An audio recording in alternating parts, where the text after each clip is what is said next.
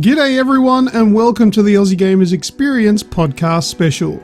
In this show, Snoogs and Lucas will be discussing the intricate details of The Last of Us Part 2. There will be massive spoilers discussed, revealing integral moments of the game. This podcast is for those that have already completed the game and are looking for a debrief and enjoy discussions of the subjects included in the game. If you have not already completed The Last of Us or The Last of Us Part 2, it is highly recommended that you do not listen any further. Otherwise, enjoy the show.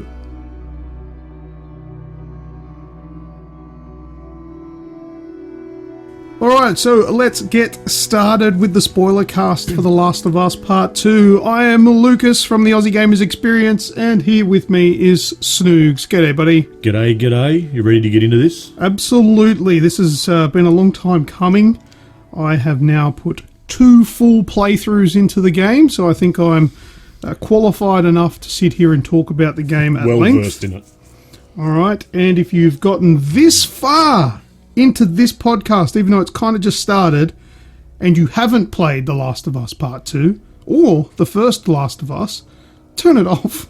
Please don't listen to any more. This is specifically for those who have played the game and want to hear a discussion on it. Alright, so enough of that. We reiterated that well enough of the spoiler alerts. This is a spoiler cast. So, let's get started and just quickly recapping on how we finished up on the original Last of Us game. If we all remember, cast your minds back to when you last played The Last of Us. That very last scene where Joel and Ellie are climbing up to a little bit of a top of a peak there, and they're looking down at Jackson, which is where they're heading to go and spend the rest of their days with Tommy. And his establishment there. So basically, getting up to that point, Joel has taken Ellie to the Fireflies. He found out that the procedure that was going to be done on Ellie to then process what they find into a cure would essentially kill Ellie. She would die from it. And Joel felt like, she's my... well, probably sounds a little bit harsh, but kind of like a do-over or a replacement for his daughter Sarah, who dies in the early stages of The Last of Us. So he didn't want to let Ellie die. Mm-hmm. Selfishly, he kills everybody else, all of the other Fireflies at the St. Mary's Hospital. So that's basically how that works. Some would call that a little bit of overkill. Well, that would be an understatement, I would say, personally. But he kills everyone. He kills the doctor there who was going to do the procedure, and he makes off with Ellie, and even kills Marlene in the process as well, because she was in his way of taking Ellie away. Ellie is unconscious for this whole time because she was put under for the procedure. She finally comes to, and at the very last part of the game, Ellie says to Joel, because Joel explains to Ellie that there's plenty like you. You're not the only immune to the cordyceps fungus. And they've tried many tests and it doesn't work. That's his story. It's a lie. Mm-hmm. Ellie's not an idiot. She's not a fool. She's quite a savvy young thing. And she says, "Swear to me that everything you said about the Fireflies is true." And Joel replies, "I swear." And then the very last word spoken in that game is by Ellie, and she says, "Okay." And I kind of always had the feeling that she didn't believe him. It's kind of a question that you'd only ask if you knew that something was up. Yeah. She had a bit of doubt there. Yeah. And like you said, she was, street smart or whatever you want to call it. And it's, like, to be honest with you, that ending, 99% of us would have done exactly the same thing. Oh, yeah. Well, look, as much as I believe Joel did the wrong thing, would have done the same thing. Exactly. Absolutely. And the lie, that cut me. When I first played it. And you get all the way through it. And that finished lie, that, I swear to you, it was a lasting thing. I don't remember a lot of detail about a lot of games, but that solidified this game in me. Just that, that I swear to you was enough to hold it for well, forever. Yeah, look, absolutely. And that would have been the hardest lie to ever do. And he was looking dead in her face and she was looking in his. That would have been a very painful moment. But anyway, so both Ellie and Joel return to Jackson. They live out the next, 4 years? Yep. With Tommy. It's 5, isn't it? I thought it was 4. I may be corrected. Well, she's 19 now. Yeah, well, she was 14. And she was 14. Yes. It's 5. It's 5. I can't count. 14, 5. Yeah. Oh, yeah. Yeah, that's right. Anyway, let's move on from my terrible arithmetic. Editing Lucas. No, I want to try and save as much of that as I can, so it's not a painful process of editing. But let's move on. So they move on, and they live their lives for the next 5 years at Jackson, and that's where we come in. And at the start of Last of Us Part 2, you start off as Joel. I wouldn't really call it much of a gameplay sequence because you're more so... Well, there's a lot of cutscene there. Yep. And that's where Joel, he tells Tommy about the lie. It was a weird way to start it with him because it literally opens with him talking about, what happened and that he snapped and, he went and did what he did. And with Tommy's response being, I'll take this with me till I die. It kind of left me with okay, well, he doesn't know. And that kind of sets it up for more things that you find out later in the game. He was there for his brother. Yeah. And he said to him, I don't know if I'd have done it any different. Yeah.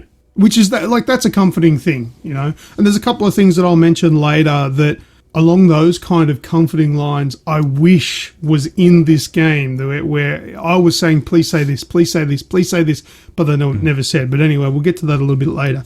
But that's sort of the introduction to the game. And before playing the game, I always thought that lie would have to come out. There is no way that lie can stay a lie. It had to. Yeah. And for it to be a reasonable story, that has to be kind of a big deal. And the way the game plays for the first time story-wise, I mean, you can kind of assume it. And now, playing it back the second time, I felt a little bit silly for not knowing sooner. But I was wondering, does Ellie know? Does she know? Because there's at the beginning of the game and the story, Ellie's pissed off at Joel. But it doesn't tell you why. Yeah, she's very... standoffish. In all honesty, when my first playthrough, it was she's a moody teenager. Well, yeah, and she's very cold-shouldery. Yeah. Now we'll go ahead to fast forwarding to then you start off as Ellie and her friend Jessie comes knocking on the door and wakes her up and mentions something about Joel, like is Joel up and ready to go or whatever, and Jessie says he's already head off. Yep. And they have a conversation on the way heading to go see Maria, because Maria wants to speak with Ellie. Maria is Tommy's wife. Yep. And on the way, they have a conversation about what happened last night at the ball or whatever. They talk about Dina kissing Ellie and how Ellie was a little bit worried that Jessie would be upset with that because they'd only just recently broke up, stuff like that. But then it got me thinking as well... And I actually thought I'd accidentally skipped a cutscene because of the trailers. Because of the trailer that we saw at E3, 2016. Yeah, it was a couple of years ago where they had that fancy fancy setup, and it was really weird. But they showed that cutscene of where they were dancing and Dina kisses Ellie. Yep. They showed that, so I'd already seen that cutscene. I still remember your tweet that got a lot of hate. Oh, yeah. Yeah. Because I said this is disgusting with a screenshot of them kissing. Yeah. It was a bit of a douchebag tweet now that I think back on it. Because I was kind of alluding that I was being a homophobe and saying it's disgusting. But really, I was disgusted at the fact that Ellie may infect somebody by kissing them. She might infect someone, yeah. But apparently you can't infect anybody by kissing them, so they were safe. But yeah, I thought I'd accidentally skipped that cutscene. Yeah, okay. Yeah. Because it didn't play. Mm-hmm. But they were talking about what happened in that cutscene. So I'm a little bit annoyed that I'd seen that in that trailer. And as it turns out, that cutscene doesn't play until like the very end of the game. Yeah. And obviously the one we saw at E3 was cut short. We miss a whole part. But that part there, when it does play at the end of the game, shows you a little bit more about Ellie being pissed off at Joel. Mm-hmm. Because what happens in that scene, albeit at the end of the game, is Ellie and Dina kiss. And then, I don't remember his name because he's a little bit of a nobody character. Bartender. Yep. He comes across, says, hey, this is a family do, stop your kissing sort of thing, get out. Yep. And then when they bark back, he then says, oh, that's exactly what we need is a couple of something dykes. Yeah. And then Joel steps in, pushes him away, says, get out of here. Ellie gets the shits because he's interrupting, being a little bit too protective. And that's another thing you're thinking, well, is he just being protective and things like that? But at that point, at the end of the game, you already know a little bit more. Yep. So that's sort of getting a little bit out of line there. But yeah, so there's a lot of sort of animosity going on between Joel and Ellie. And it leaves you thinking, does she know about the lie? And it doesn't happen until later after there's quite a bit of gameplay with, and you get a cutscene where it jumps back again and they have a very heated argument where Ellie basically says to Joel, if you lie to me again, I'm out of here. Yeah. Tell me the truth. No matter how bad it is, I will come back to Jackson. Exactly. Because she'd gone back to, is it Sinclair's, the hospital? St. Mary's. St. Mary's. So she'd gone back to actually to the St. Mary's Hospital, and that's where they had the heated argument outside it. Yes. So, you know, obviously there was something playing in her mind to make her go back and really see, you know, where the Firefly's gone, you know, what's happened, and that's where we find out that, you know, Joel did what he did and why he did it, and even though she was pissed off, she was true to her word and went back to Jackson. Well, when you do play that sort of flashback where you're in the St. Mary's Hospital as Ellie going back, yep. If you go into one of the little side rooms, you can actually pick up Ellie's x-rays. Yes. Yep. And then I think there's a bit of a report as well. And it's basically, the report is like, oh my God, this is the most amazing thing. This is going to save the world. And there's no talk of heaps of people having this. There's no mention of that. And then basically the nail in the coffin is the recorder that she finds inside the bag. It's like a duffel bag that's in the surgery room. Mm-hmm. Has a voice recording of someone speaking about what the procedure was going to be and how, you know, what they were planning on doing. And so she had way too much evidence to not find out for herself. So she hits up Joel and he finally caves in. Yeah, he gives in, tells her the truth. So that was, or was it? No, it was the night when she cracks the shits at Joel. That was the last time they spoke, I believe. That's where I'm a little bit hazy, because you also see later in the game, and I know we're jumping around a bit, but you see the bit where they're talking to each other on the deck. And, you know, she's like, I think she says something along the lines of, I don't know if I can forgive you for this, but I want to try. Yeah, that's after the incident at the ball. Oh, okay. They have that chat afterwards, and that's the last time they speak. But that part there you don't actually see, once again, till the very end of the game. It's at the end of the game. So the thing is, the game keeps you, the story keeps you on edge, thinking, how did things end up? Because a lot of the stuff you see at the start doesn't get any sort of resolution until the very end. Yeah. And it keeps you on the edge of your seat thinking, how did this happen? And that part that actually in timeline happens at the beginning of the game, you don't actually see to one of the very last scenes. Yeah. And that's where Ellie and Joel have a conversation. It's where he has his cup of coffee. Yep. And he says, embarrassing what I actually had to trade to get this. And then there's a conversation about how Ellie says, I don't think I can ever forgive you for this, but I'd like to try. Yep. And I think Joel says, I'd like that. Yeah. That there is the very last things that they said to each other, because inevitably Joel gets killed the next time he's on screen. Yep. However... Which would be the next morning. Which is, yes, when they go out for the... patrols. The patrols. But that's the scene that I was talking about earlier on, where I was trying to put words into Ellie's mouth. I really wanted her to say, I don't know if you took that away from me. My life was meant to mean something, but you took that. I don't know if I could ever forgive you for this, but I'll try. But thank you. I really wanted her to say thank you, because as much as, you know, he ruined everything, she's still alive. Yep. But if you take the time to go and, well, once you've finished the whole game and as you're going, if if you take time to read her journal entries, and then at the very end of the game, there's a point where you can actually take her journal out and have a read through it. Yeah. If you read those, Ellie's fucked up. Yeah.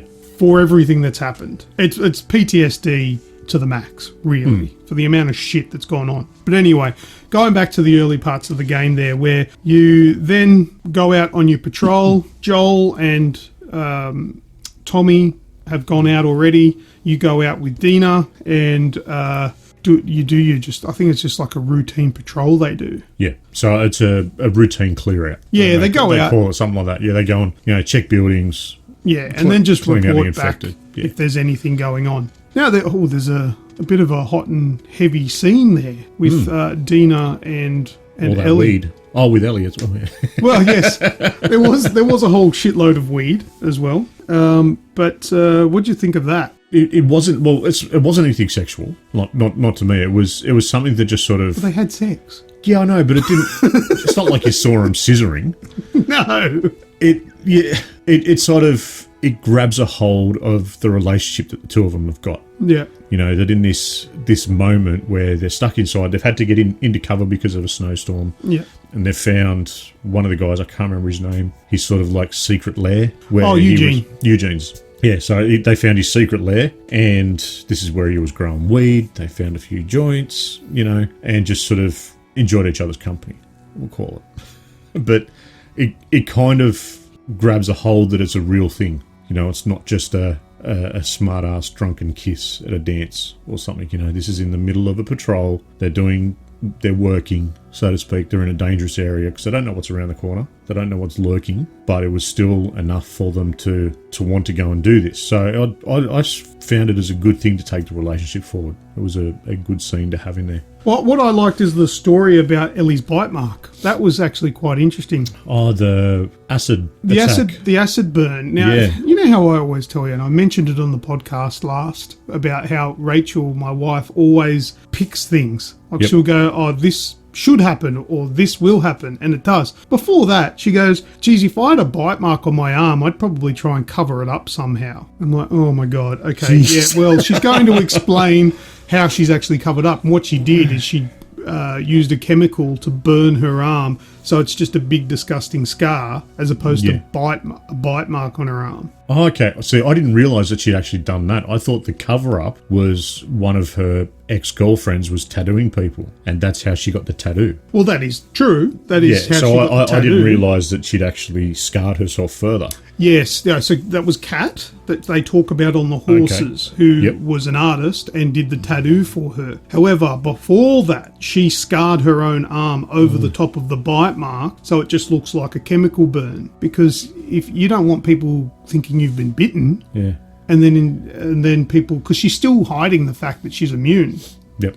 All right, so she put a chemical burn over the bite, so it doesn't look like a bite anymore. And then, because it's a disgusting chemical burn, she got the tattoo on her arm by her ex-girlfriend, Kat. Mm-hmm. So, that's the story behind that. I liked that story, but it was funny how Dina didn't actually believe it. She thought she was taking the piss and just sort of brushed it, which she explains later. I told you, I am immune. But so once that all happens, then I think is that the point where you then start playing as Abby? Because that's the thing. You play as another character. And at this point, we've got no idea who she is. And it's just racking everyone's brain playing it, thinking, who is she? Who is this woman? And why is she Jack? Oh, and she's huge. Yeah. Arms like an ox, she's described as in the game. Yes. And my God, she does. But anyway, she's with a group of these people at the ski lodge. Mm-hmm. Which is where Tommy and Joel are heading towards to do their patrol. So you play as Abby,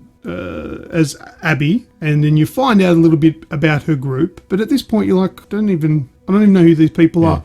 So not a lot of that stuff retained, which is why the second playthrough really helped going through. So you meet sort of all these characters like Manny and Owen and Mel and all the people that she's with. So you play through a bit there, and then I'm skipping a few bits. Obviously, we're not going to go through the entire game scene by scene. However, this part coming up is quite significant. But then she gets into a little bit of trouble, and she runs into Joel and Tommy. and they're none the wiser. Yep. And we're getting up to a point that I want to bring up, and I guess we'll bring it up as we go, about complaints that people are making about this game. So Tommy and Joel run into Abby. They help her. You playing as Abby, you help them escape, and then they come back with you back to the ski lodge. Yep. And then Joel introduces himself, or no, Tommy does. Tommy introduces them, I believe. He goes, "Oh, I'm Tommy, and this is my brother Joel." And then all of a sudden, everything turns. The room turns. The room just got quiet,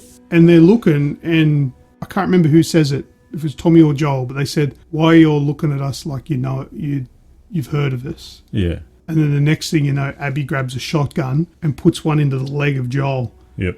And blows his knee out. And me, as a fan of the game and a fan of Joel, I'm there going, this is going to have to fast forward at least 6 years for that leg to recover, for Joel to be good, because that leg looks fucked. He's going to need a walking stick or something. I don't know. How's this game going to play out? It's going to need a 9-iron.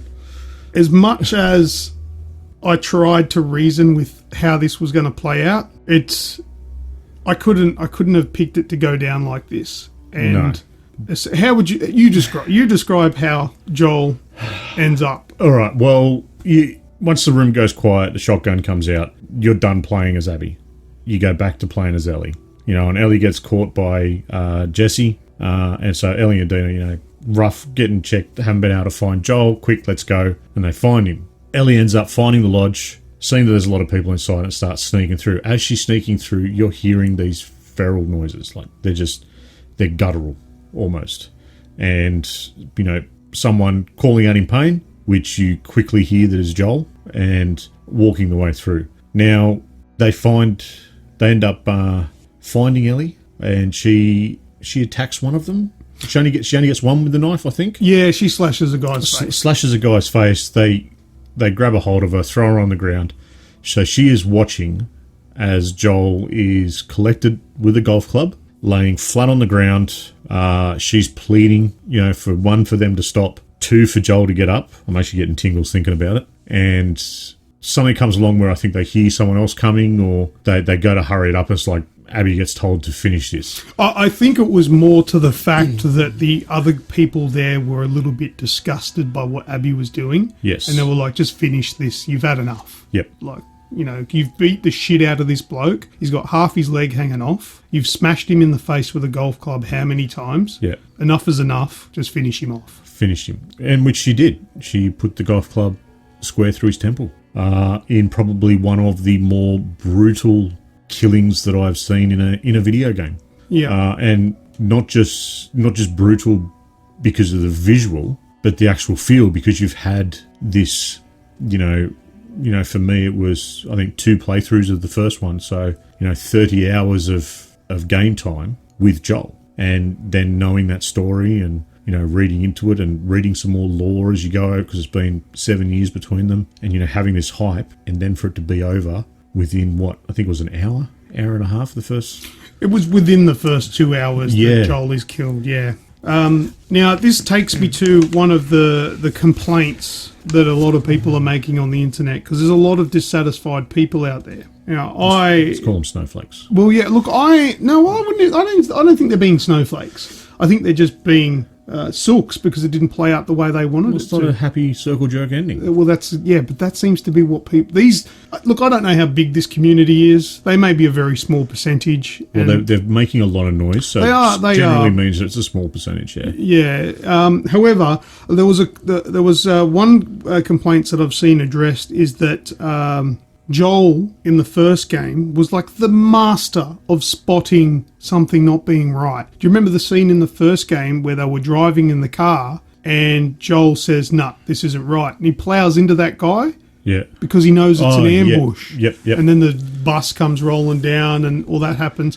He had a keen eye. He knew how shit worked. Yep. Yet he fell for Abby, and went through with her and went into an unknown situation where he was shit out of luck. Yeah. How did he make such a stupid mistake like that? And look, I don't want to be the kind of person who sits around and just defends shit, but I just feel like this is a very obvious case here. Like, his time had to come, right? Yep. It had to come. He had it coming. Now, how old is Joel at this point? He's in his 50s, right? At least. He's getting old. He's had 5 years, we've learnt. 5 years of sitting back, drinking his coffee, whittling away pieces of wood, painting, stringing guitars. He's had 5 years of comfort. The bloke's rusty. Yeah. He is not the Joel that we played in part one. No. He take age away from it, and he is much older now because he's grown that complacency because they've got Jackson. It's a walled community. They've got their patrol routes. That it's mundane stuff. They've that you're known doing. relative peace and comfort for the last 5 years. Yeah. You're gonna get complacent. You're gonna get out of touch with things like that. He's not in an active combat zone where he's doing it every day. No, exactly. Whereas in the first one, it was just after the breakout. It was getting out. He was a smuggler. Yeah. He's not anymore. No. He doesn't do any of that stuff anymore. He has no need for it. Exactly. He lives off the land and as a community. So look, I buy it. I buy it that he's stuffed up. Not to mention that they've got a horde after them. Well, yeah, there wasn't really a lot of choice. There's not a lot of choice there. Yeah. And they're going into an area that they know. So there wouldn't be an assumption that there'd be, a murderous band waiting for you of other humans. That seems to be that in this particular area, the human-to-human aggravation, because let's face it, he helps Abby. He doesn't gun her down on sight, whereas in the first one, it would have been gun on sight. Yeah. So that's kind of taken a step back, and it's more about a community now.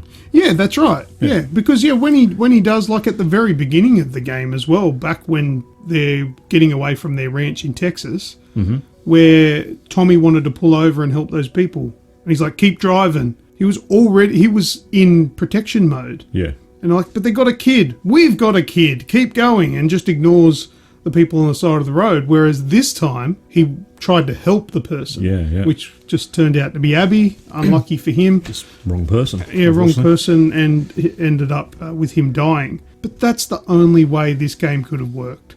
We've seen in the trailers that Ellie's face when she's going like, "Don't get up, don't," and I thought that the trailers were there to make us think that Dina was being killed. Yeah. But killing off Dina wouldn't have been worth anything. I thought something was done the way one of the trailers particular is when you see the part where she's being held down, and then the next scene is her sitting on the bed without a top on. Yes, yeah. So my brain has gone to the real shitty part of humanity. Oh, like she's been raped or abused or something like that. Yeah. And that's the cause. And that's where I was sort of going, okay. And it was a good misdirection on Naughty Dog's behalf, because they've also, in that same trailer, you see Joel grab her from behind and go, "You think I'd let you do this on your own, kiddo?" Yes. And, well, that's another one of people's complaints, which we'll get to. But, so that's where we're left. And then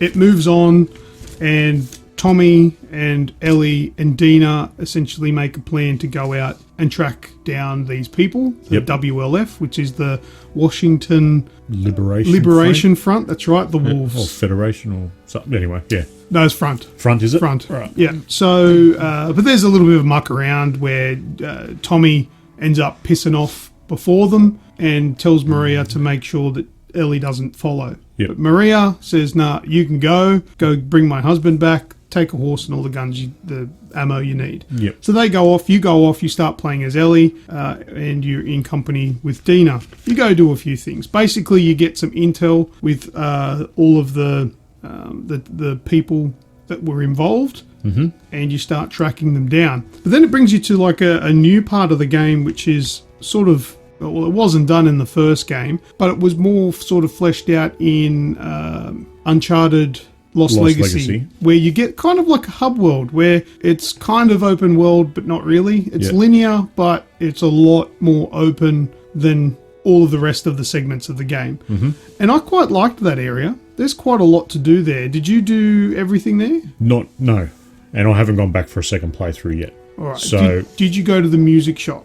No. I went to a synagogue. Yes. Yeah, well, that's part of you have to go there. Do you? Okay, well, yeah, so that's pretty much all I did. I went to the synagogue, and then I went to the was it Courthouse? Yeah, the court. Once again, you have to go that way. Yep. And then I think it was heading north towards the TV station. Wow, you played it like me. Well, like I normally play anyway. Yeah, well, that was the thing. It was my first playthrough was playthrough on easy, and I wanted to experience it. Best way to play this game is on easy. I wanted to experience it, and I wanted to enjoy it. And one of my biggest things is I get lost in the sidetrack shit, like in those side missions or little areas looking for collectibles. I get lost in that a lot in games, and because this is so story driven, and I was waiting for it, I was very stringent with myself. It was not. You follow the path. You make sure you do it, even though there's this big wide world. Because I will get back and play it, but I just haven't gone back yet. But that's for the next playthrough. Well, yeah, I did absolutely everything in that area, and I loved it. I went to the bank. You didn't go to the bank. No. Ooh, this is a spoiler cast, so I'm going to spoil something for you. Inside the bank, there's a collectible in there. Okay. And on this collectible, it has the words. I don't even remember how to say it. If I just say sic parvis terrenum, is that it? That's something like that. Yeah. In one of in the little safety deposit box. Yeah. Is it on a ring? It's just the ring on its own. It's not on a bit of leather. No, it's just the ring. So yeah, there's a little Nathan Drake Easter egg in there, and you missed it, and you're on a spoiler cast, so I've ruined it for you. But it's there. There's others in there. There's other Nathan Drake collectibles in there. Is there? Well, they're not collectibles, but they're Easter eggs.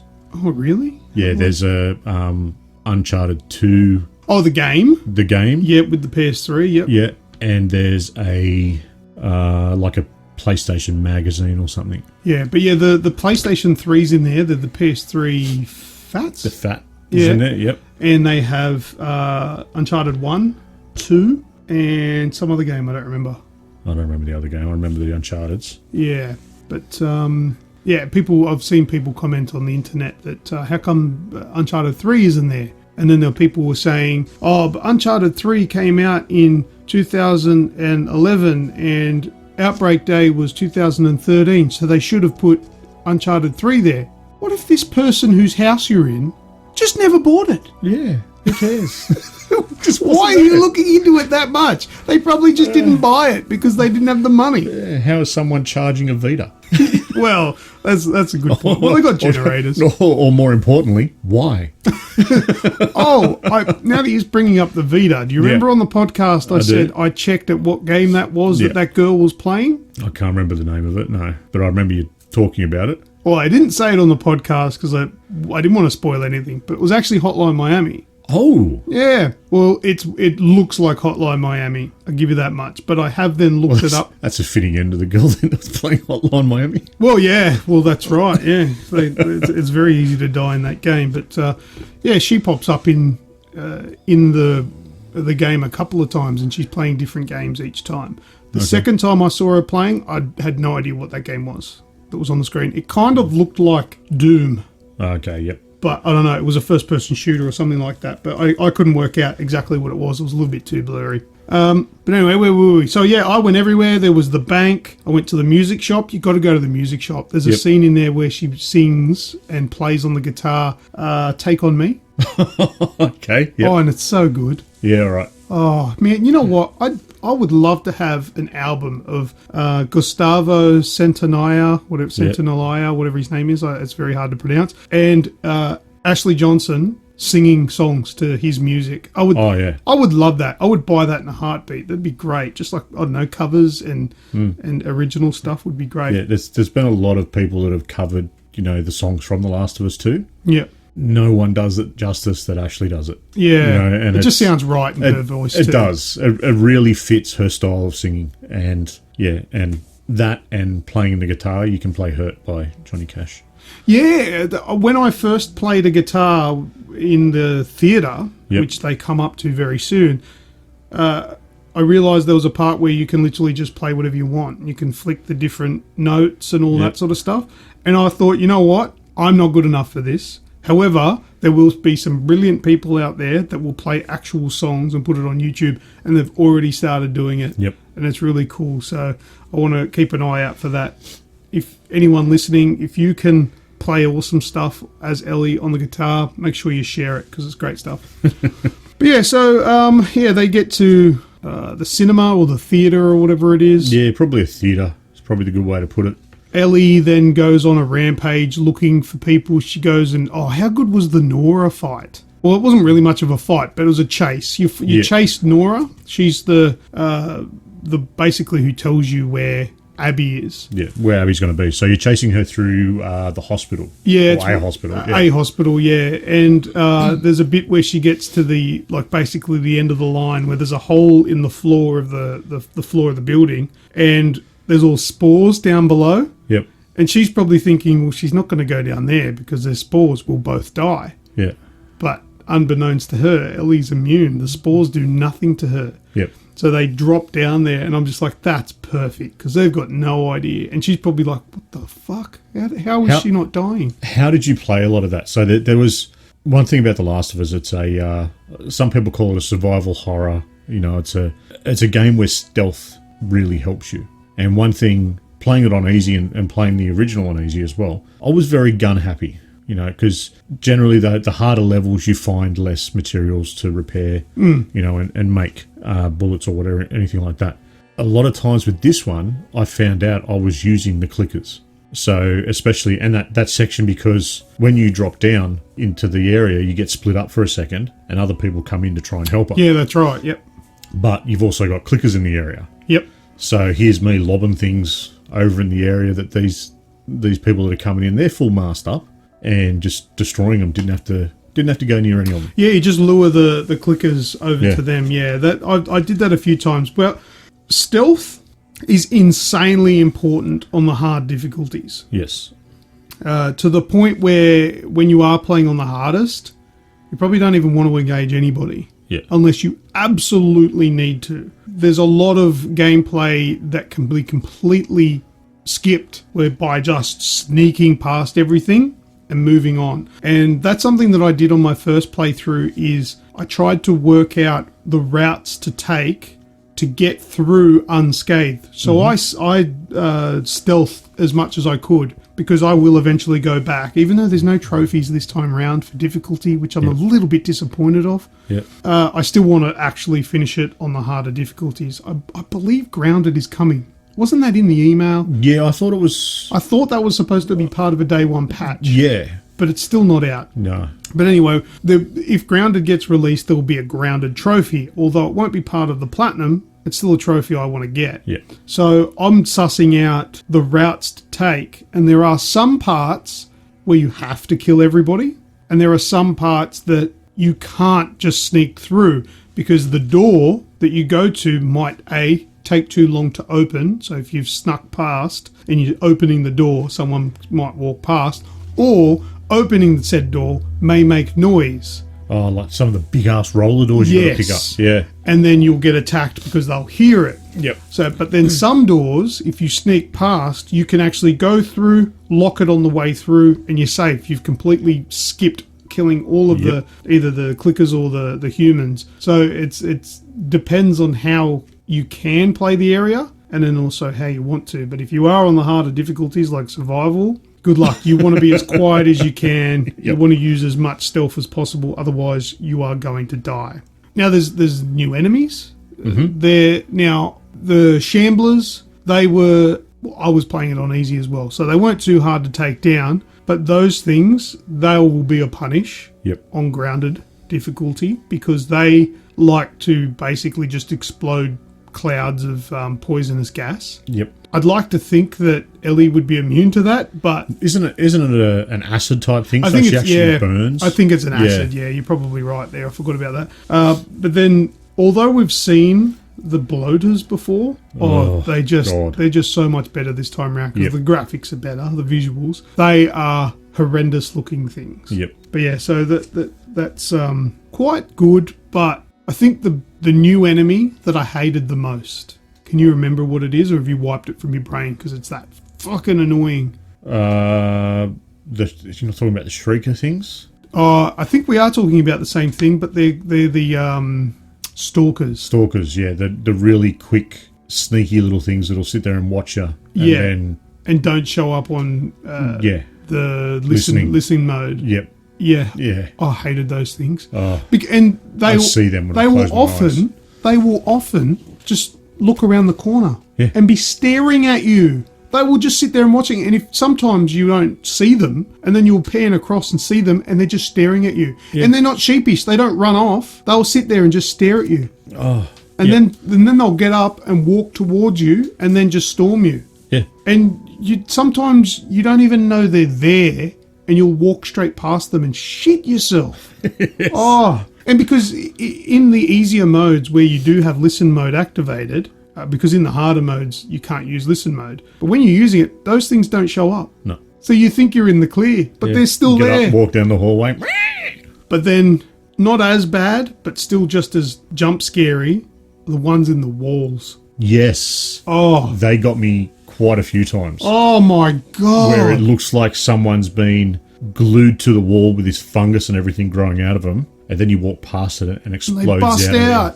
Oh, Oh, that made me jump so hard. And then for like the rest of the game, like it happens a couple of times. And there was a few times where I'm like, no, you're not getting me. And I headshot them and kill them Yeah. before they break out of the wall. But then for the rest of the entire game, I'm looking on the walls, looking at all the fungus. And it doesn't happen again. It's just in that one area. and the amount of bullets that I wasted. Yeah, you Because waste it's like, oh, you've got your light on your chest, and you pan across, and you see something on the wall, and it's a quick, but oh, okay, it's nothing there. Let's keep moving. Oh my god, what a punish. But let's talk about what was the worst part of the game for you. Not necessarily it was bad, but it was just either hard or just put you on edge. Playing as Abby in the hospital lower floors.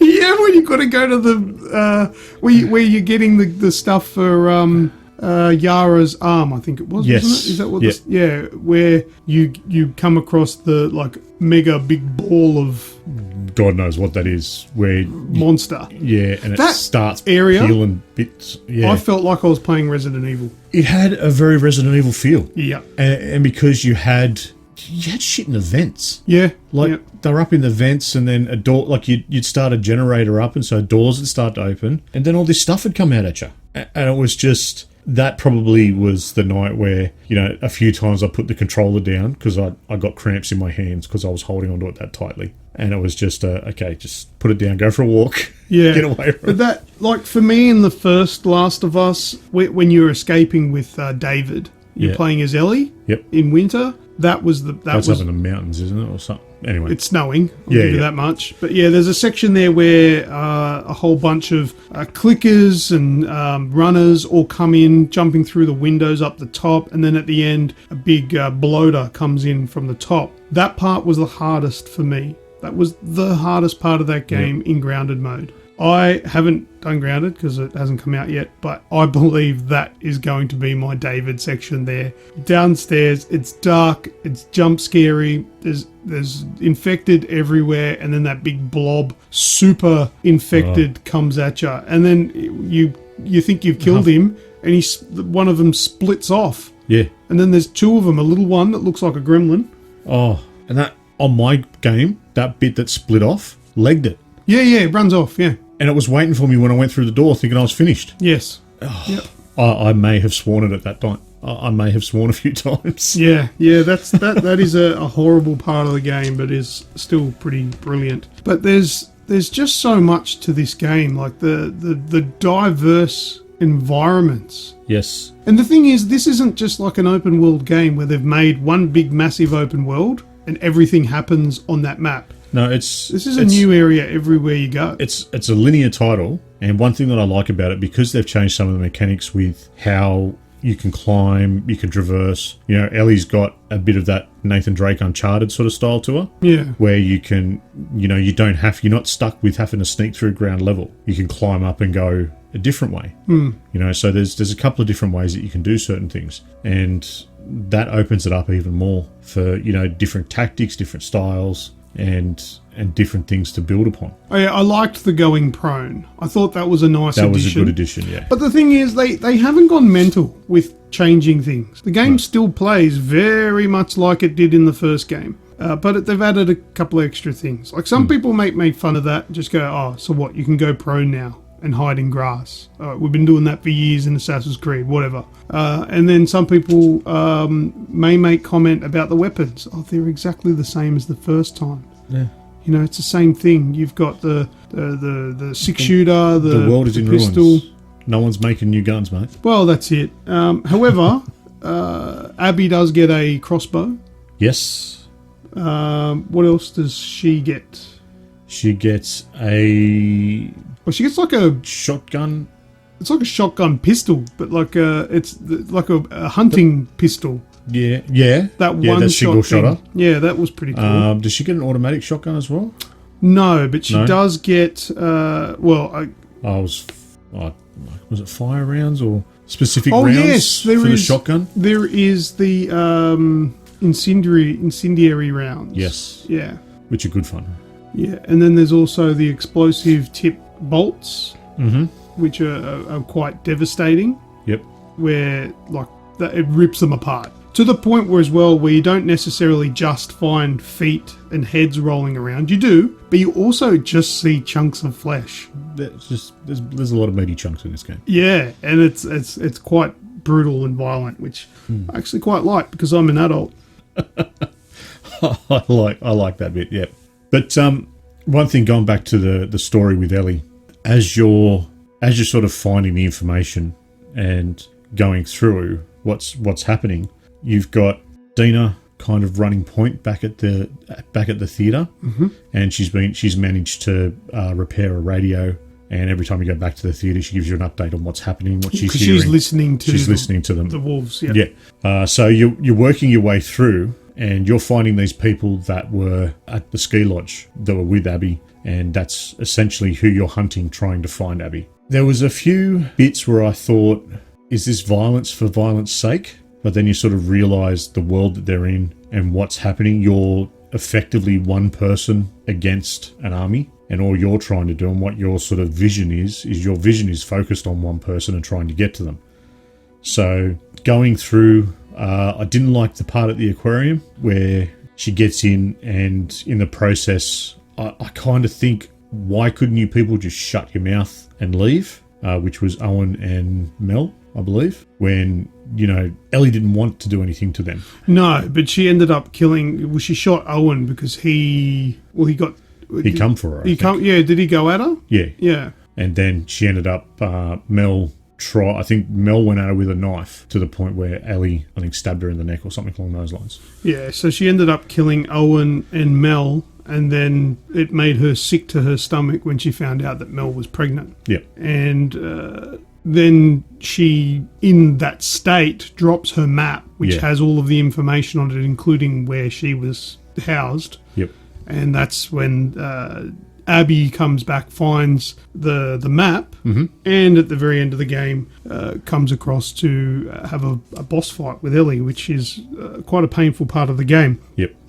But let's talk about there's two main storylines to this game running on the same timeline. So you play for probably a good, I don't know, 8 hours or so as Ellie, and then it full switches over, and then you start from scratch as Abby. Yep. And you have a sequence with her and her father, and this is where, is this the point where you learn who she is? I'm not sure if it's in the timeline of the game that you figure it out at the beginning. No, I don't think you do. No, I think you start as... No, you don't know up until this point. And that's where you go out with Abby's father, you do the thing with the zebra. Yep. Then the information comes across that this girl has made their way to St. Mary's Hospital. She's the immune one. And then there's the conversation about, they didn't want to do the surgery because it was going to kill her. She's a 14-year-old girl. Yep. And then they decide to do it. Joel comes through, as you did in the first game, kills the surgeon, who is Abby's father, which then gives an explanation as to why she wanted to kill Joel. So that gives you the background there. But then you go through and you play basically almost the rest of the game as Ellie. It's probably as Abby. It's probably a good, 8 hours solid of playing as Abby. Yeah, and while I was playing it the first time, all I was thinking was, how long am I going to play as Abby? When am I going back to Ellie? Yeah. What's going on here? I didn't actually it took me a few hours before I twigged that I was playing from the start of the game again.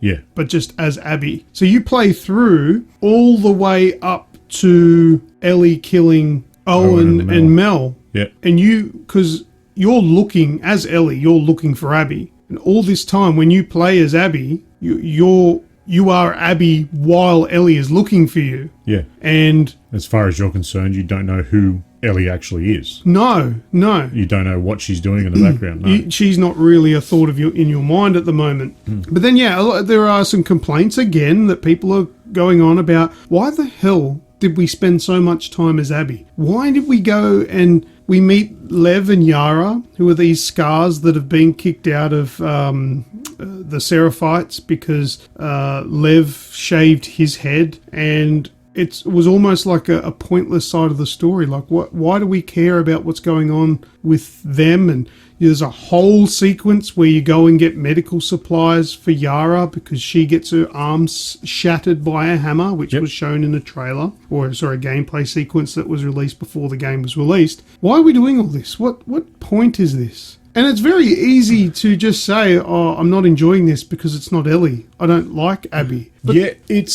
I've actually got to take my hat off to how Naughty Dog have done this. Because it's one thing, this game is exceptionally brutal. And everything you do with it is brutal. And the moment that golf club come down on Joel, I even snapped. And, there were times where I went out of my way to be vicious. To in my own stupid, selfish little way, I was making them pay. I wanted Abby's head on a stick. Yeah, 100%. And so that's what I was gunning for. And I can tell you now that if I'd played the game that entire way and finished it like that, I wouldn't have been impressed. That would have been very... It would have been flat. It would have just been okay. We've done that before. We've done that before 100 times. But what they do, making you play as Abby and seeing everything from Abby's eyes, it humanizes her.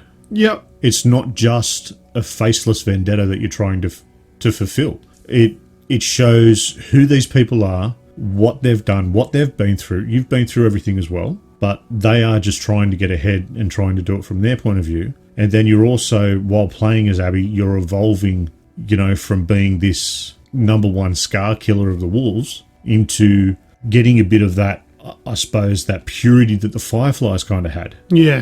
That starts to come back through where, so you're seeing this and you're playing as Abby and watching it unfold. Yeah. That massive sequence of, whatever, let's say 8 hours playing as Abby, although people will complain about it, it was a very ballsy move, which shows the player where and why Abby is who she is. Yeah. And I was no different at first because I was like, I'm not enjoying this. I don't want to play as Abby. I want to play as Ellie. Yep. But then it started to click. I'm like, you know what? At the start of this game, I wanted this person's head on a stick. But she is no different to Ellie. She is just as broken as Ellie. She's just as good and just as bad. Yep. She's made the same stupid decisions as Ellie, and she's no worse than what Ellie wanted to do. Yeah. It was showing that you need to walk a mile in your enemy's shoes before you can really, truly call them your enemy. Yep. If you don't know where they come from, then you don't know what motivates their actions. And by the end of it, I didn't blame her for killing Joel. No. Joel killed her father and destroyed humanity's chance at surviving the cordyceps fungus.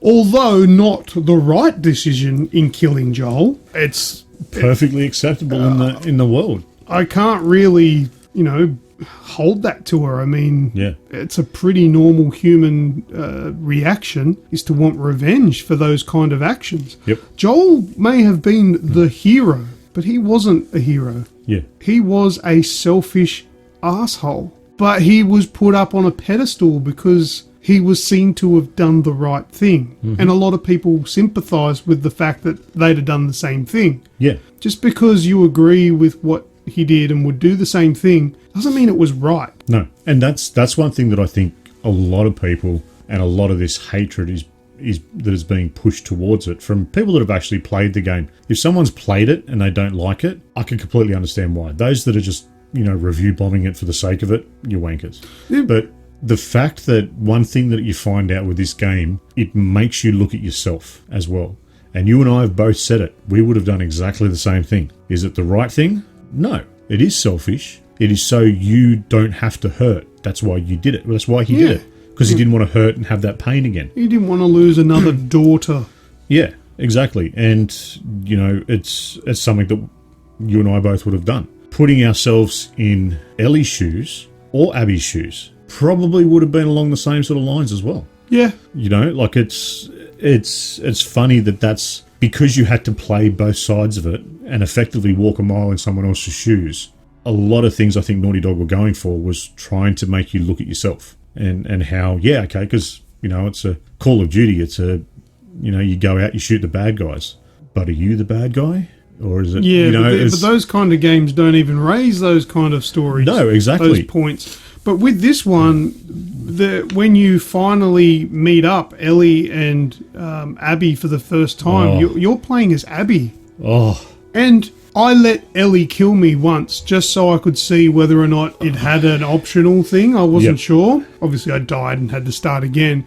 But then when they're wrestling and the knives are getting sort of thrust into it towards, you know, you're mashing the square button. Yeah. I was equally hoping, like when Abby had the upper hand, I was like, no, do not kill Ellie, do not.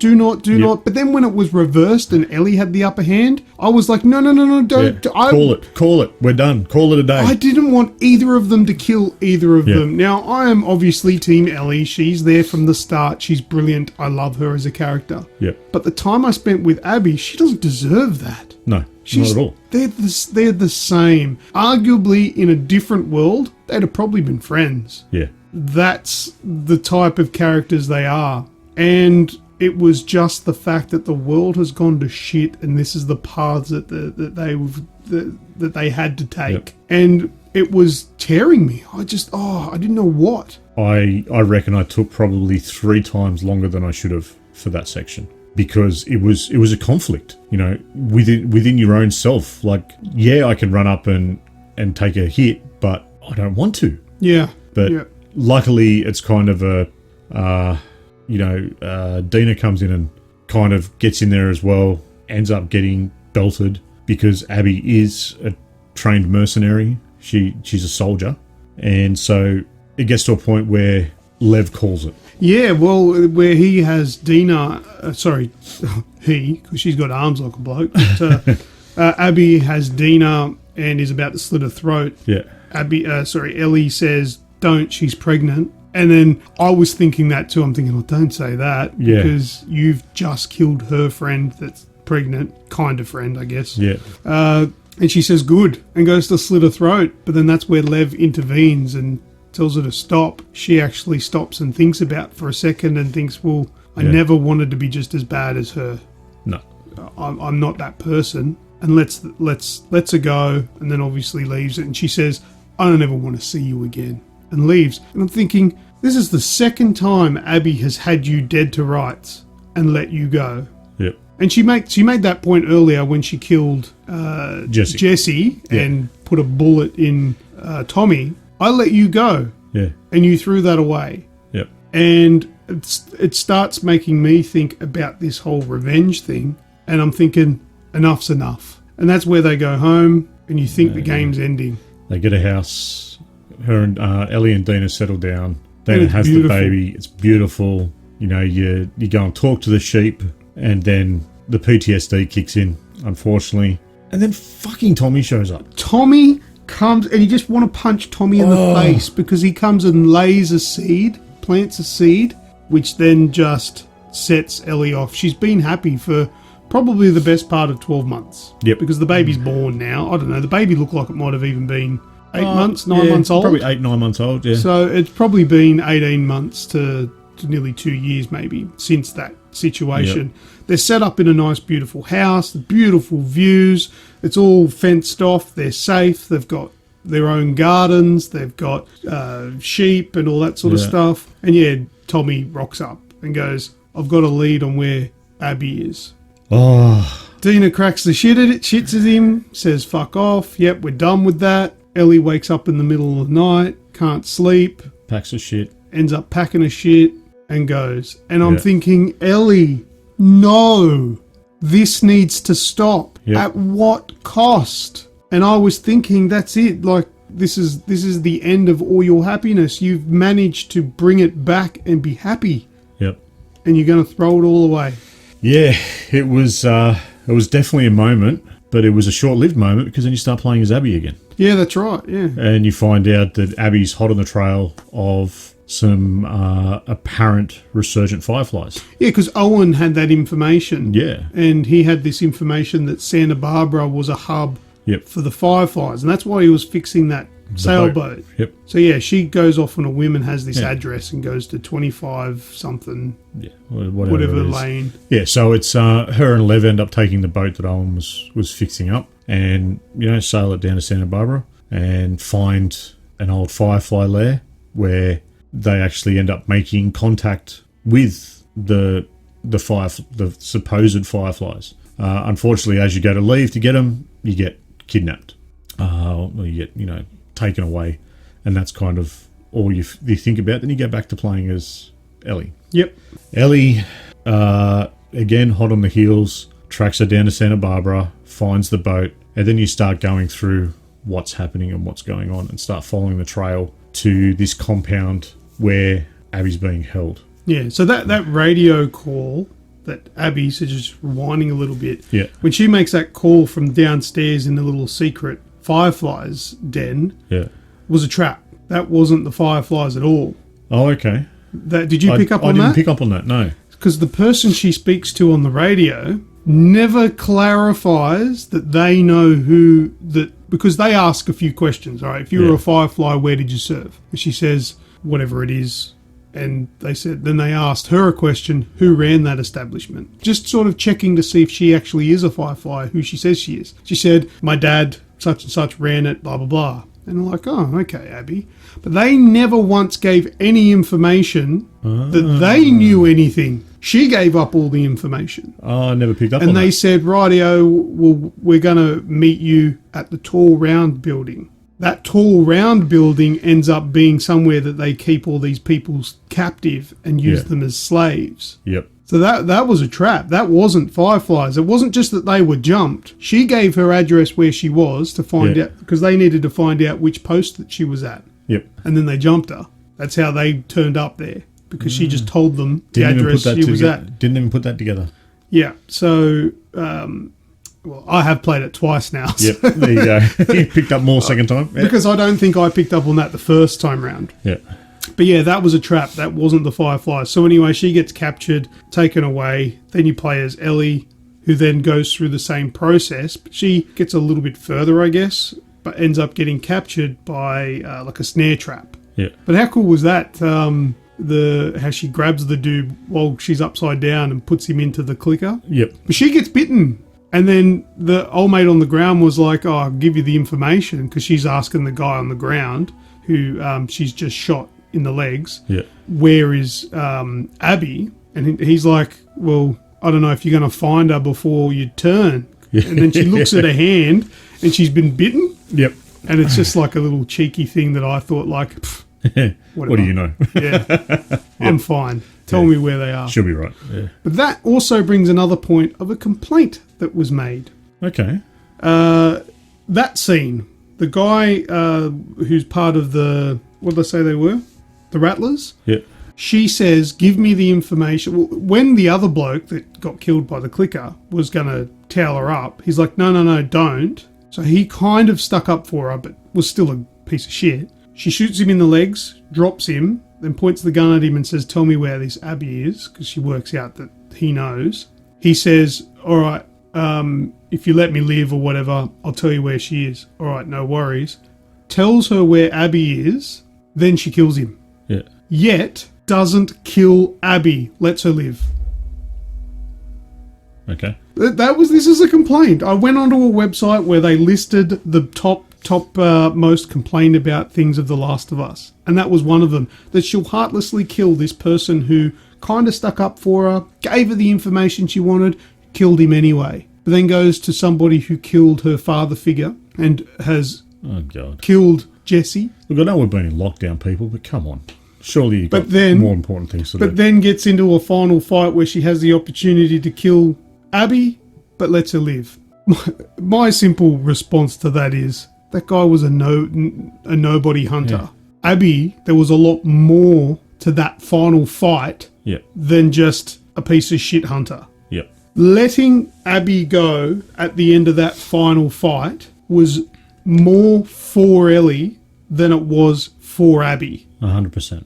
And it needed to happen. Like before you actually leave to head off to go to Santa Barbara as Ellie, if you go into the bedroom and open up there's a box underneath a table or something, you can look at Ellie's journal. And if you read through it, she details about the flashbacks she's having, about how she can't sleep, about how her life is absolutely fucked. Yeah. So as much as we did comment earlier, no, don't go, you've got a happy life, you got beautiful, you got the kid, it wasn't for Ellie. No. She wasn't happy.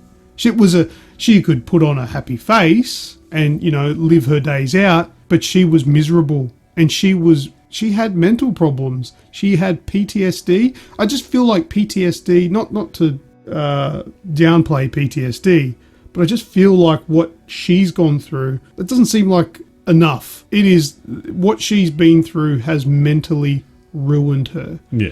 And she thought that she had to finish this to get rid of all these visions. And then my take on the final fight, when you get this mad, both of them are fucked by this point because Ellie's stitches are tearing. Yeah. Because when she got on that snare trap, she got impaled a little bit by a tree branch. Yep. And she's patched herself up with stitches.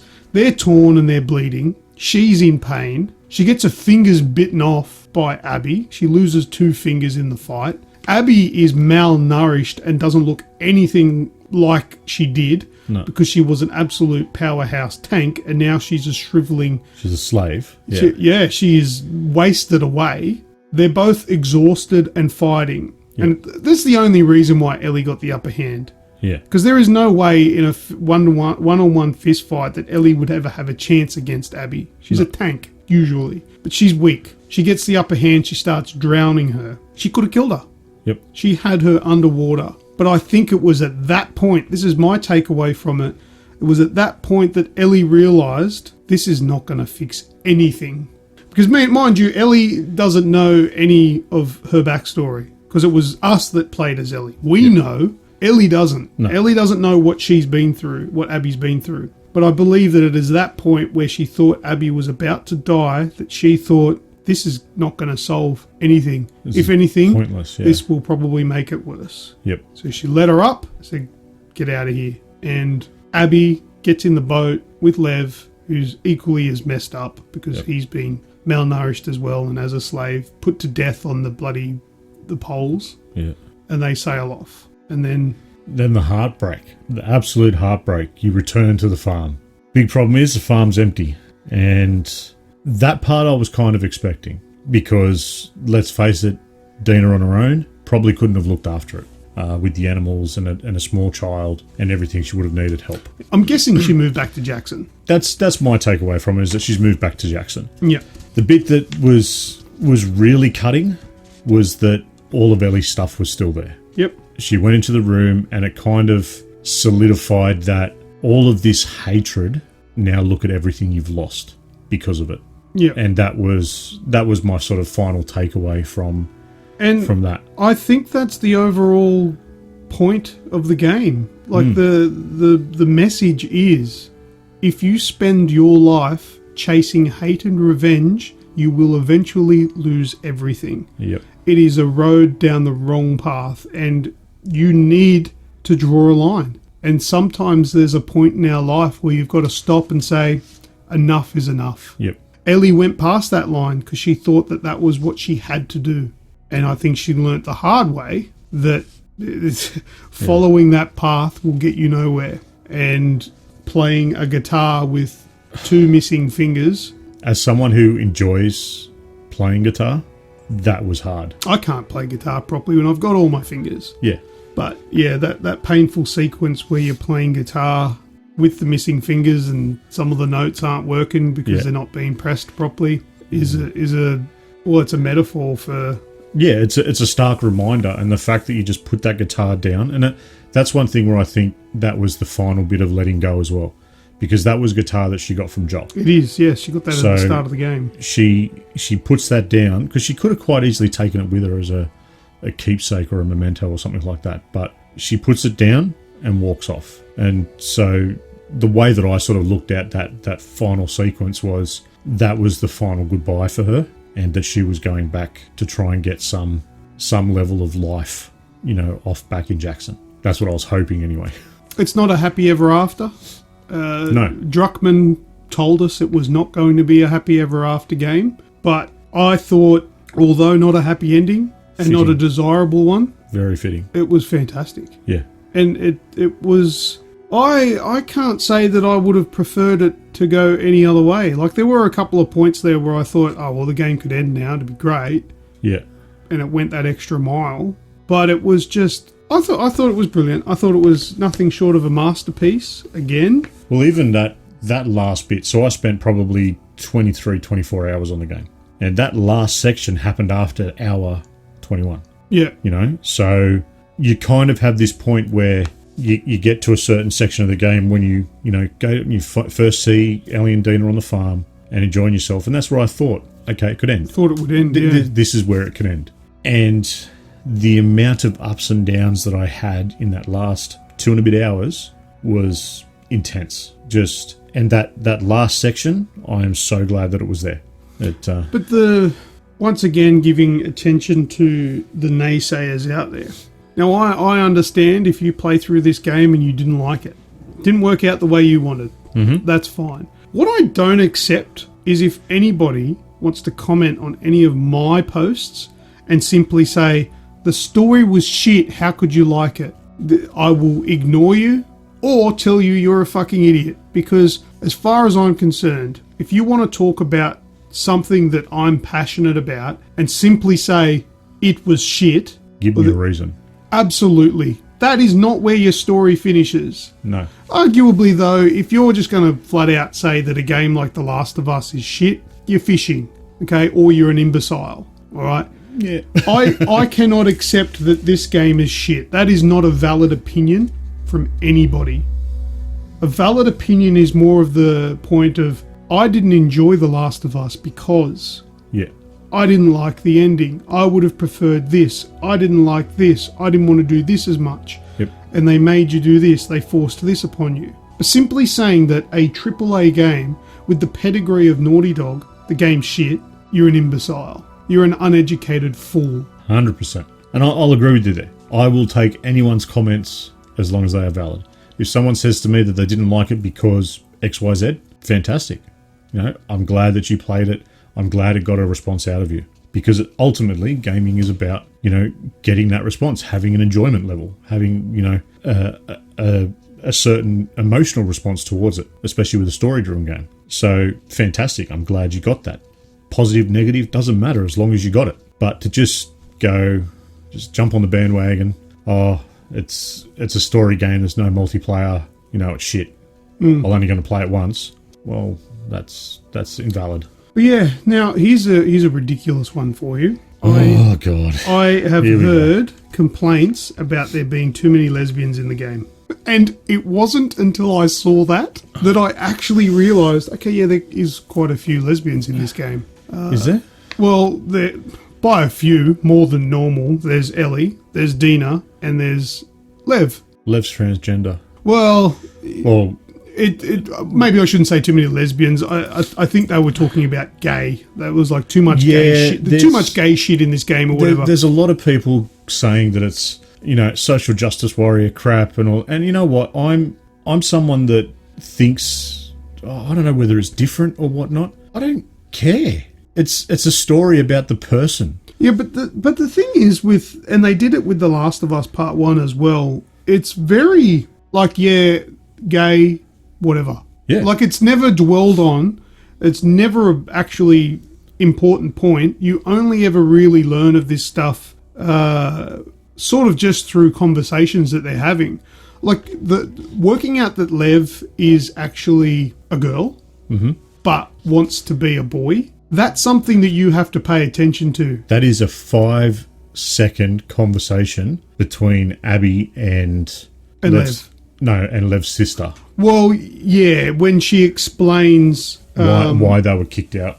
Yeah, but there is still stuff that you can pick up from Lev, because there is a part where they get run into where they're going up to the top of the building, where they called Lev. What did they called him something? They called it a girl's name. Oh, okay. And he says to Abby, "Did you hear what they were calling me?" And she says, "Yes, I did." And then Lev says, "Did you want to ask me what that was about?" And then Abby says, "Do you want me to ask you what that was about?" And he says, "Not really." And she goes, "All right," and drops it. I can't remember what the name was. It was like, started with L, so Lev was kind of like a male-ish version of this name. I can't remember. But anyway, maybe editing Lucas can throw it in. The apostate! It's Lily! You should have stayed away, Lily! Did you hear what they called me? Yeah. Do you want to ask me about it? Do you want me to ask you about it? No. Okay. Yeah, so there is sort of little tells there, but it's not something that's thrown in your face. But that was just to explain the reason why they were outcast from the Seraphites. Yeah. Yeah. But it's one of those things, mate. It doesn't matter who you are. Doesn't matter what you do. It's, these are all different people that are all within our society that are in a world that's gone to shit.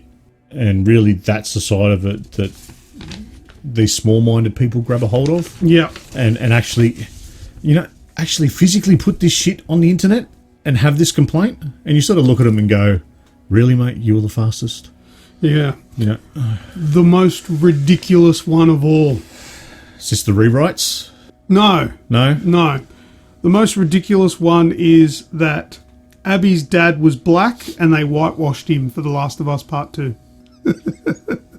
This was actually on the internet. For starters, he wasn't black in The Last of Us Part 1. No.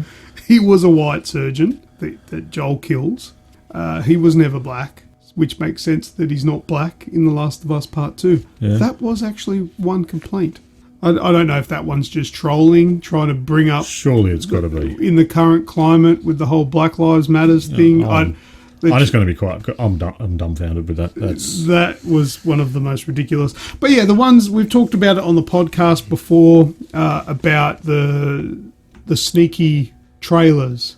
The Naughty Dog and Neil Druckmann are not strangers to flat out lying to their audience about what's going on. Mm-hmm. When The Last of Us Part 1 had not released yet, and Neil Druckmann was interviewed, he was asked flat out to his face, "Do you get to play as Ellie?"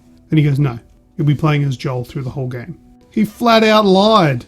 You play a decent chunk of The Last of Us Part 1 as Ellie. Yep. There was quite a few lies as well when it comes to The Last of Us Part 2 in the form of trailers. There was a specific one where you slightly mentioned before where Joel jumped out and grabbed Ellie from behind, scared the shit out of her. Turns out to be Joel. Didn't think I'd let you do this on your own, did you? In the actual game, it's actually Jesse. It's not Joel. Joel's already dead. Yep. By this part of the game. But this is all part of breaking people's ability to guess what's going to happen. Yep. Because you think that Joel's there running off with Ellie and playing together, then you're like, oh, well, he mustn't die in the first 2 hours. That's the tactic. Yeah, 100%. I get it. I also kind of get why people get the shits, but if you get the shits with that, don't play the game. Don't play the game at all. Don't go and spend $100 on it. Simple as that. It's...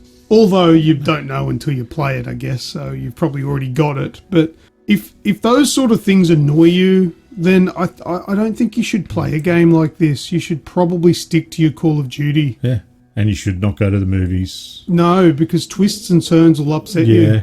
Yeah. It's just... Do not watch Game of Thrones. No. I think anything by M. Night Shyamalan, don't watch it. Don't watch a Shyamalan movie. Don't watch anything. Just stick to Disney. Yeah. They Well, have even then, the parents die. Well, yeah, but they generally live happy ever after, because that seems what these losers want, was a happy ending. Yep. But you're Which not going to get it. in a post-apocalyptic world was never going to happen. No, not realistically. I think they did a fantastic job, and I think that covers everything that I really wanted to talk about. Anything you can think of that you wanted to mention? Overall, it was an experience more so than a game. Yeah. And I'm 25-hour movie. Yeah, and I'm man enough to say that there may have been tears. Oh, I cried. I sobbed. Yeah. I actually sobbed. Yeah, there was tears. There was moments of joy. Actually, that's one bit that I will bring up. Going to the museum for Ellie's birthday. Oh, yes. So you're playing. Oh, I cried. So did I. Like a father would. Like when you're on your way, you're walking across there. It's Ellie's birthday. You're with Joel. He's taking you for a surprise. Yep. And Ellie's guessing. And one of her guesses, is it a dinosaur? Yeah. And he's like, stop guessing or whatever. Yeah. How could it be a dinosaur? And go to a museum. And then you get there and it's a dinosaur museum. There's a dinosaur at the front. My words were, it is a dinosaur! And then what was your first reaction when you saw the dinosaur? Probably the same as yours. No, but what did you do? Oh, I can't remember. The first thing I did, and I was just in the back of my head, I'm just like, you better be able to do this. You better be able to do this. I climbed to the dinosaur. And you can. Yep. I climbed it and jumped on it and gave Joel a heart attack because I jumped off it into the water below. I don't know why, but I got drawn to climbing up the bastard's back. Yep. And it allowed you to do it. Oh, it was so good. And it was such a perfect moment to show the relationship between the two of them. And the bit at the end with the capsule, the space capsule. The space capsule, yep.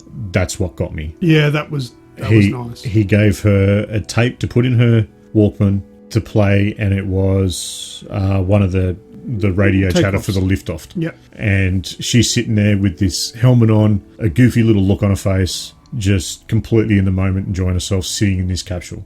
And it was, Actually, there might have been a few. Now that you bring that up, that reminds me of something. There's a part after that where you go and explore more of the museum that Joel hasn't cleared. Yep. And you go inside, you get split up a little bit, and you get a little bit spooked, but it ends up it's just a ball. That fucking pig. Yeah. But there was a part in there where I started thinking ill of Joel. But it might have been misguided. This might not have been it. Inside of that building, there was a fireflies symbol. There was, yeah.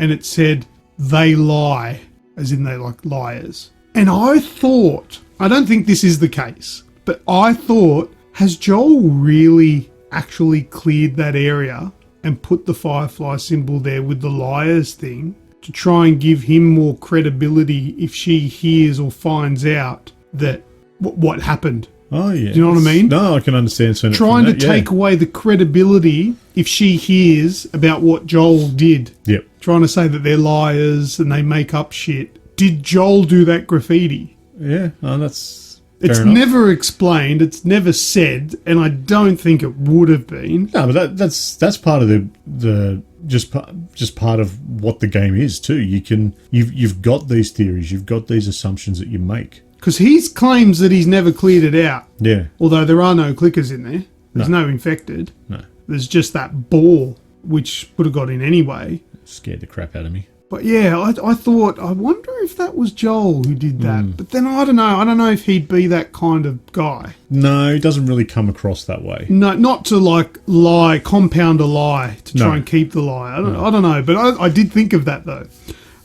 But there was also another scene just outside of that building. Did you go over to the pallet? I cannot remember. When you do the bomb off under the water, just to the right, there's a pallet. And if you swim over to the pallet, you can press triangle on it. And she says to Joel, hey, want to give me a ride? Remember, like in the first game? And Joel says something along the lines of, those days are well behind us.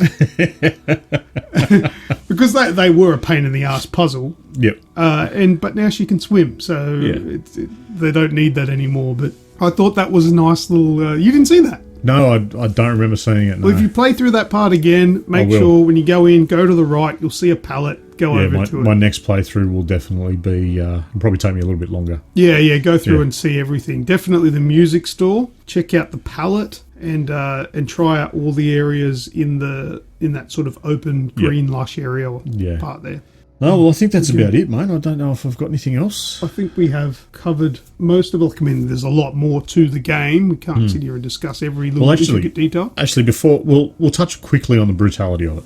Okay. To finish it off. So a lot of it is sneak killing, where you're coming up behind, whether it be an infected or a human enemy, and you've got the shiv, which doesn't break down this time because it's a knife, isn't it? Ellie's one is a switchblade, so that switchblade, doesn't break, but Abby's does. Abby's does. But the flick at the end of the kill. That's only at the start of the game, because if you level her up where she makes the kills quicker, she doesn't do that anymore. But yes. Okay, I must have leveled up in other ways because she did it the whole way through. Oh, well, see, mine, it was only early on where she would put the knife in the neck, and then, she would flick it out, sort of cutting it on the way out as well. Yeah. But no, if you level her up to where her stealth kills are faster, she now, she will slit the throat and then stab in the gut, and then they're down. Okay, yeah. And then for clickers, it's just one hit in the head, and then they're down. All right. So it changes. Her actual animation for kills changes depending on the supplements that you upgrade her. So she'll do it a lot quicker. Yep. So as opposed to struggling with them, putting the knife in, struggling around a bit, and then flicking it out. Sort of as you get down to the ground, she would flick it. It's a lot more of a faster process. Now, you mentioned something about the enemies looking at the camera. Yeah, with Abby. Okay, you're on drugs because... No, I swear I saw it many, many times. No, I played it last night, the last section of it with Abby where you actually verse humans. Yeah.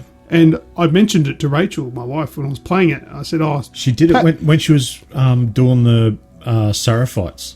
Sure of it. No. I specifically did it every single time that I would take them down. I panned the camera. I think it was just a coincidence. Like their eyes darted around, like they were like looking around as you were doing it, but they never just locked onto the camera. Yeah, like it was only a split second that they'd do it, but they would lock on and look at the camera while their eyes would be darting, but they would always, didn't matter where I had the camera, they would always hit it. You must have been on something that day. Well, that's... because it didn't do anything of the sort. All right. Well, maybe the next playthrough won't be done at late at night. Yeah, I'll have to do it during the day and see if it happens again. Put the rum away, Nate. Fair enough. All right, let's wrap it up. Now, I would imagine that we would only have a select few of people listening to this show.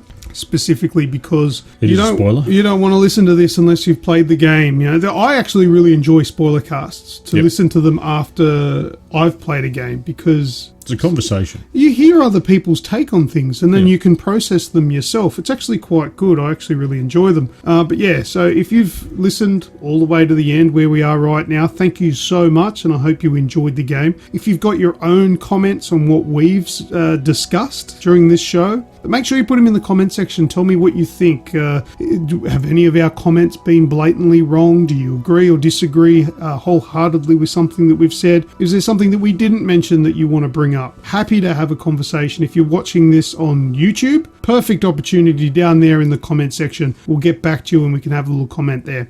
Or you can go across to our Discord server, where the link to that one to get into it is in the description of the podcast, or on YouTube, wherever you're watching this. I'd like to continue this with some of our fans. If you are in the comment section, be a little bit more wary of spoilers, because people may accidentally click onto this stuff, but I suppose if they see a video that says Spoilercast, then they probably shouldn't have clicked on it in the first place if they don't want to see spoilers. But yeah, so we're happy to continue that on, so make sure you come and check us out. There's a whole bunch of links to Twitter and Facebook and Discord and all of our socials that you can come and chat with us on. What else? That's it. Come and say good day. Yeah, come and join us. We have a weekly podcast which you can listen to while we're recording the show on our Discord channel, so we'd like to see you there too. But thank you very much for checking out this podcast, this very special podcast. And until next time, as always, I am Lucas. And I've been Snoogs. And we will see ya!